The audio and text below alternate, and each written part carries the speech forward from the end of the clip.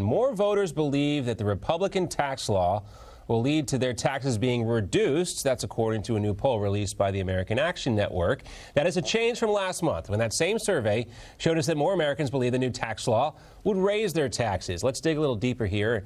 Here are some of the details. Now, in New York State, 31% said their taxes would increase. That is actually down 10 percentage points from the previous month. In California, 30% said their taxes would increase. That's down 12% from the previous month. And in Pennsylvania, the same number is down 12% month to month as well. Here to break this down, the benefits and pitfalls of the GOP and President Trump's tax plan so far is a former Trump economic senior advisor, Stephen Moore. He is a Newsmax finance insider and a senior fellow at the Heritage Foundation. Stephen, why do people seem to be changing their minds all of a sudden on this new tax plan?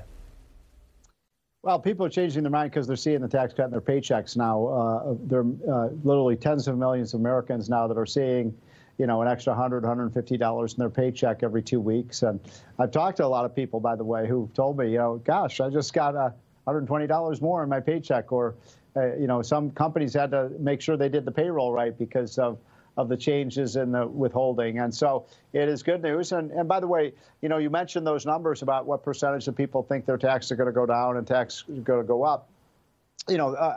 We know nationally about 90% of people are going to get a tax cut. So I think what's going to happen is just over time, more and more people are going to realize that the liberals and the media were lying to them, that this is not a tax increase, it's a tax cut. Now, if you're a very wealthy person living in New York or Connecticut or California, your taxes might be going up, but those are only people in very high tax states in the top 1% of income.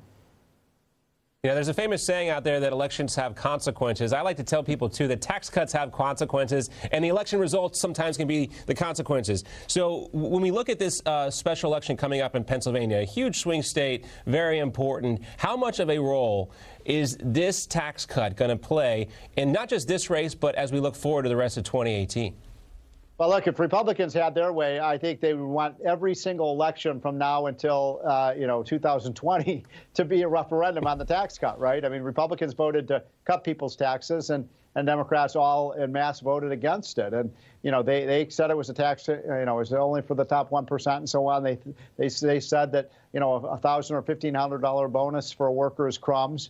And, the vast majority of Americans disagree with them. And, of course, you see the effect that this has had on the overall economy. I just saw a new statistic today that a record number of people in terms of consumer confidence, higher than it's been in nearly 20 years. So people feel really good about the economy. They're starting to connect the dots that the better jobs prospect, the wage increases, the more money in their paychecks is all a direct consequence of the tax bill. So I want Republicans to go out there and sell this in a big way.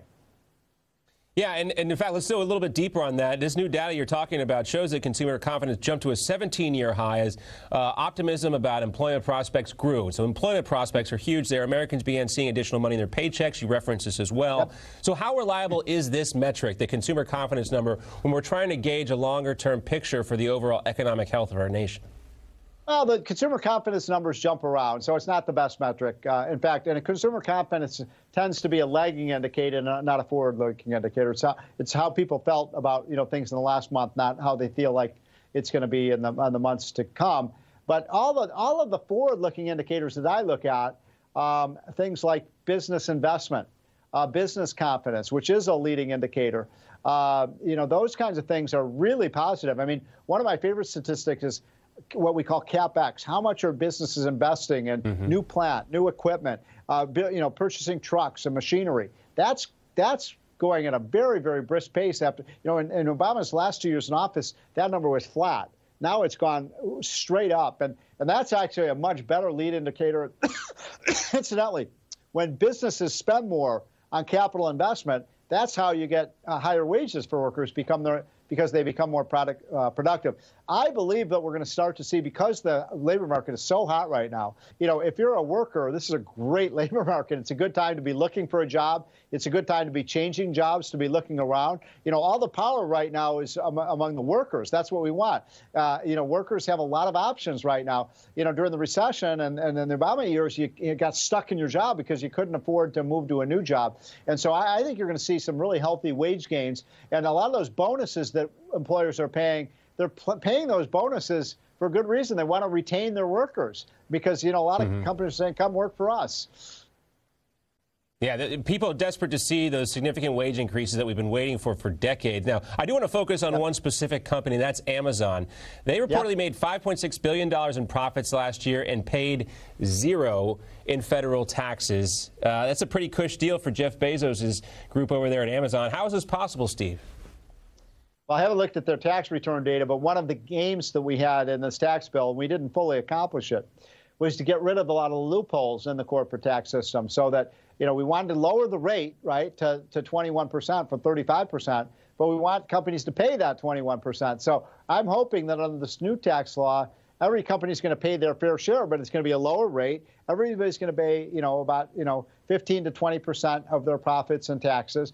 And that kind of nonsense of companies getting away with, now, look, again, I don't know their individual situation with their tax bill, but, you know, we want companies to pay taxes. We want them to pay their fair share, but we don't want that tax rate to be so high that companies are moving out of the United States.